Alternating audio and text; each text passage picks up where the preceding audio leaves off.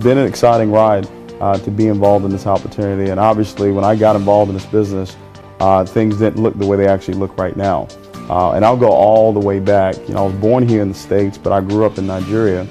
And my mom always wanted a better life for us. And we came here in 1993, and I was 10 years old when we came. And at that time, I was living with, you know, my uncle and his wife and his son. It was me, my two sisters, and I think it was a 2-bedroom apartment in Harlem, New York. And fortunate enough to move over to Staten Island and went through high school, went through college, went there for 4 years. And after 4 years, I graduated as a sophomore after 4 years of schooling. So that didn't work out too well. And got involved in this industry of network marketing at the age of 21 and failed for the first 4.5 years, didn't have any success. Throughout the whole time, I was living with my father, you know, on a twin bed, and didn't really have a whole lot of money. And I knew that something needed to change. I knew something had to happen for my life. At 20 years old, I was very fortunate to have little Kayla Michelle. And that was my burning desire. That was my reason for being successful in this business. I didn't really have a choice because I knew that I needed to make a better life for her, just like what my mom did for us. And over a short period of time in this company, we were able to come over and really do some great things with this opportunity. Hello, welcome to the house of G-Duck. Come on in.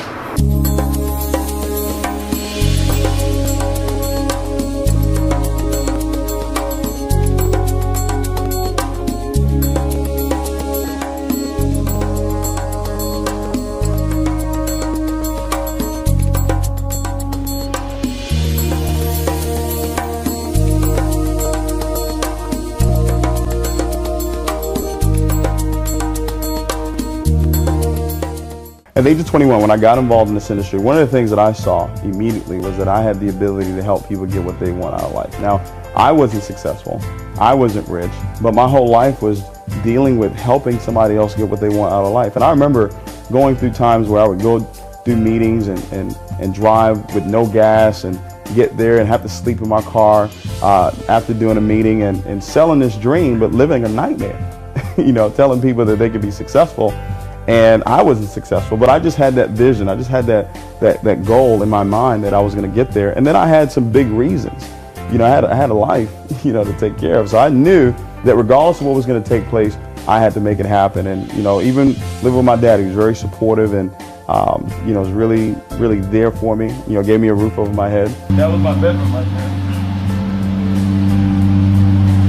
There were times where, like, if I was locked out of the house, I would climb, I would get the ladder from the back and climb up to this door right here to get to my bedroom.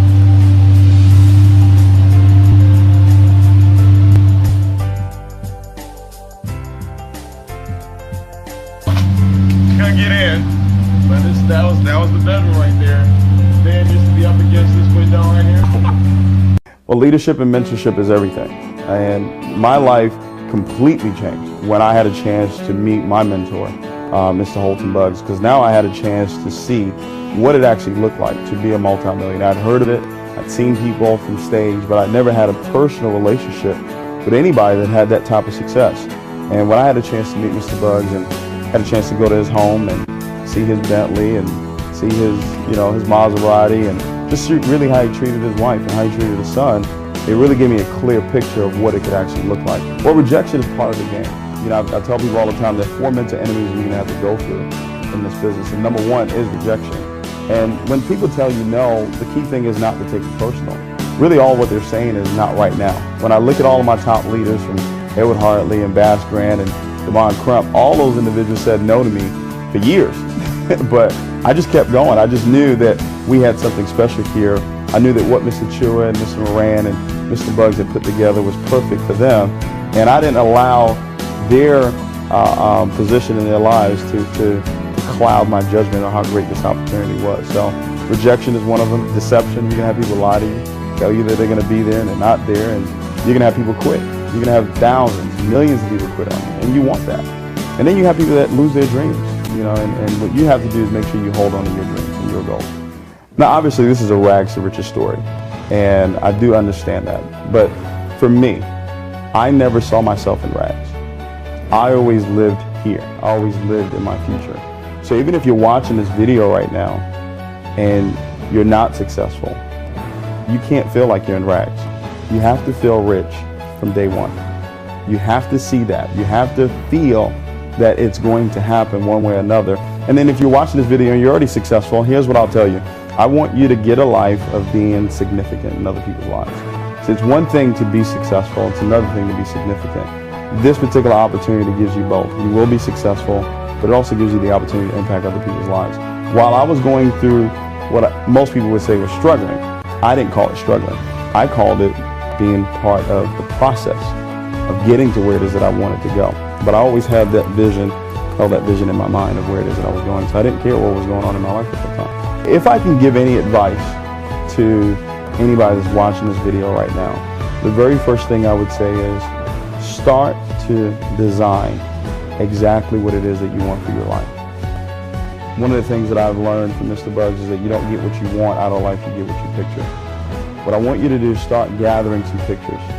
Start writing down some goals that you want for your life. Whether it's this year or for the next 5 years or for the next 10 years, start predicting your life. I believe that you'll live a longer life if you have a purpose. Everything that you say must not come back void. So when you write down a purpose for your life, that is extending your life, because you can't leave this earth until your purpose is finished. And it's so important for you to walk out of this convention knowing exactly what it is that you want. And then realize what it is that you have to sacrifice. What do I have to let go? What relationships do I have to let go? What negative ways of thinking do I have to let go? The sacrifices that you must make. And then most importantly, find a mentor, find a champion, find somebody that you're willing to listen to, that you're willing to really, really let go and allow that person to really help you design where it is that you want to go. And then go out there and do the work.